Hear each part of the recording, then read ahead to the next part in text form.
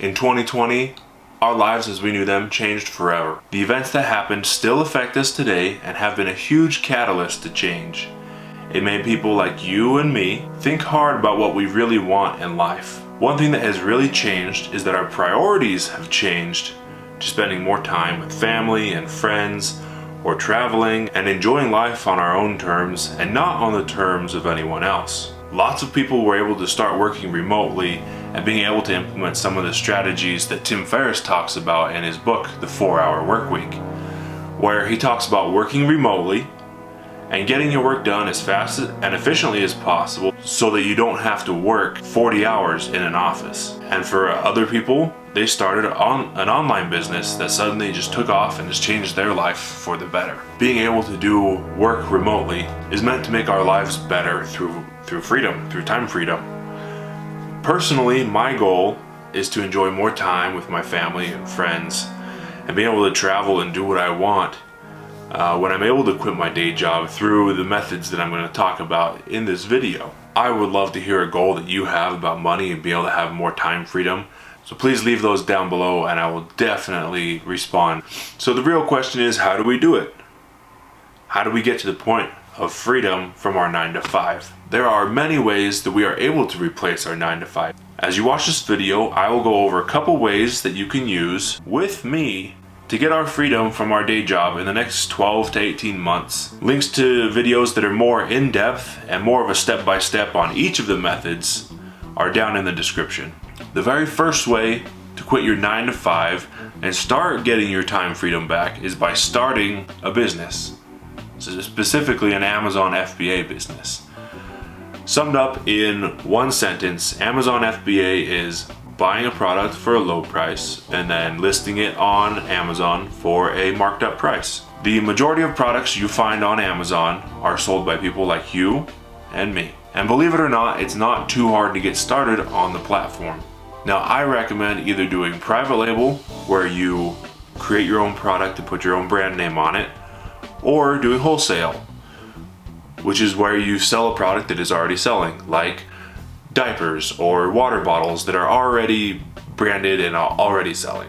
You're kind of like a mini Walmart. Now, I recommend private label or wholesale for one simple reason.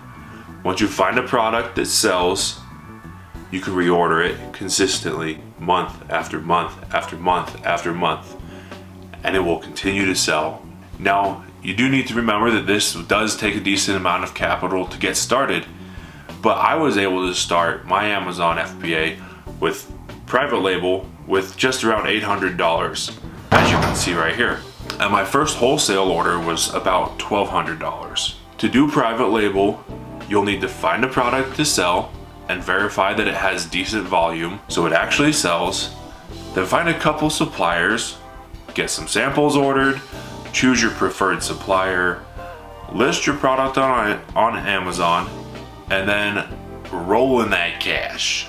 Okay, it's not quite that simple, but there are steps you have to take to do it correctly. I do have a video that explains that more in depth up here, but also down in the description. Wholesale is a little bit easier, but also a little bit more difficult to get started. First of all, you will need an LLC and a resale certificate, and then you'll need to find a supplier that has the products you want to sell, and then make sure you can sell them and that you'll make a profit from them. That's the hardest part. So it's not a lot of steps, but it's kind of hard to find the correct supplier. But I also have methods that I teach up here that will show you how to find those suppliers. And when you're doing Amazon FBA, the FBA stands for Fulfillment by Amazon. So when you ship your products into Amazon, they take care of the rest. So you never ever really have to touch the products after you order them. Now, it might seem like it's a lot, because it kind of is, because it's a business, but once you get it set up and going, it is very, very passive. Like, I spend maybe 4 hours a month managing my private label, and I spend 10 minutes a day going through emails of my suppliers for my wholesale business. Now, I highly recommend getting a mentor or taking a course with someone that is where you want to be. If you want to, you can email me and we can set up a time that we can chat, or leave a comment down below if you have a question about anything Amazon FBA related. The second thing that I'm doing to produce monthly cash flow is this, my YouTube channel, creating content for you, the viewer, and also for me, Brian, the creator, to help you guys with your personal financial growth and to document my own personal growth as well. Recently, my channel has passed 1,000 subscribers and 4,000 watch hours, and thanks to all of you that have subscribed. If you haven't already, then go ahead and do that, and you'll be one of the cool kids. With reaching that milestone, I'm now able to make money from ads that are shown on this channel. Now yes, ads are a little annoying, but it creates a legitimate way that people are able to make real life-changing income from just talking to a camera and feeling a little awkward about it. But just look at some of the numbers these guys are making. Graham Stephan made just over $2 million in 2021 from ads alone on his main channel. And Mr. Andre Jick, the magician of YouTube, made $1.1 million in 2021 as well. If you are a YouTube stock professional like me, I just watch professionally, then you know that these two are some of the leaders of financial YouTube. My goal is to be not even close to like them. Like, they have multiple millions of subscribers. I would be happy just continuing to make videos and building a community. I want to meet more people that have a similar mindset, and ultimately, I'd like to be able to make $1,000 a month from doing this and talking with people and commenting back on your comments. So please, if you could, leave a comment down below. Let me know what you like, don't like about this video or any of my other videos you may have watched. Now, the third and last thing that I'm doing to be able to leave my 9-to-5 and spending more time doing what I want is by collecting premiums from selling options on my stocks. Hold on, Brad, that sounds a little bit more complicated than I was planning to hear on this video. Don't worry, it's actually a lot more simple than it sounds. It does take a second to kind of get your head wrapped around it if you've never heard it before, but I'll go over this method that I use that's very beginner friendly and will produce, it could be weekly or monthly cash flow depending on how you want to end up using it. Very first, go down in the description and sign up for Robinhood or M1 Finance using one of the links below, and that'll help support my channel. But you will also get a free stock or a free $10 depending on if you use Robinhood or M1 Finance.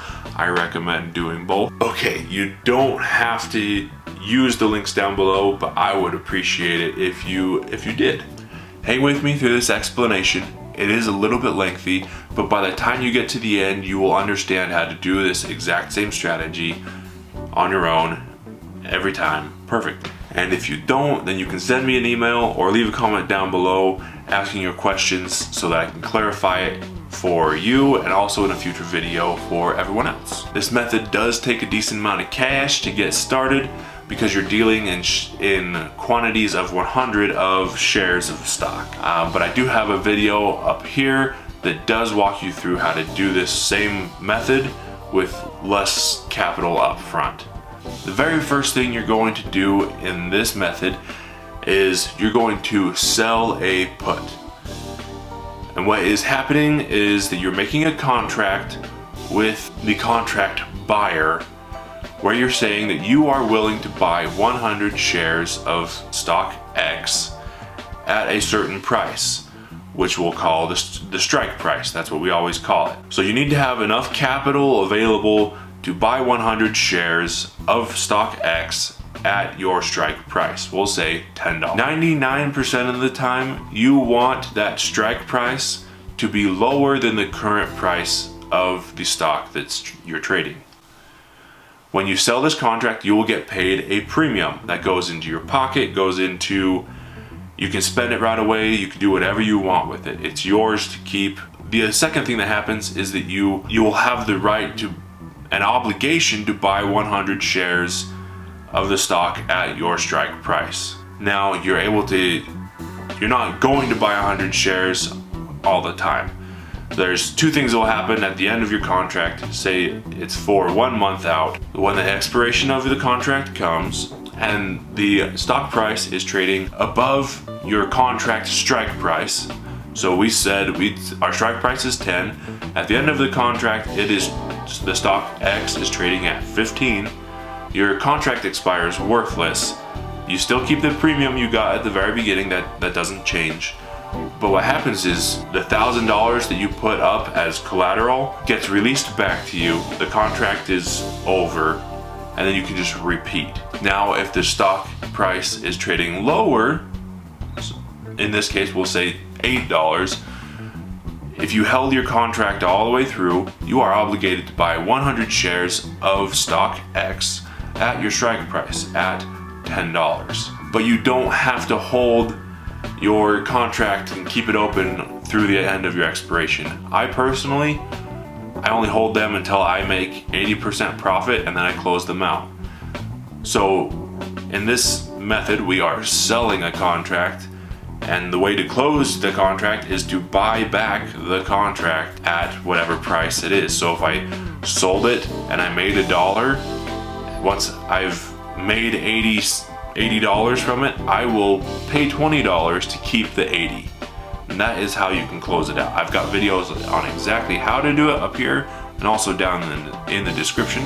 Now, if you do get assigned your 100 shares, what you're going to do is you're going to turn around and you're going to sell what's called a call option, which is where you say, I'm willing to sell my 100 shares at my strike price.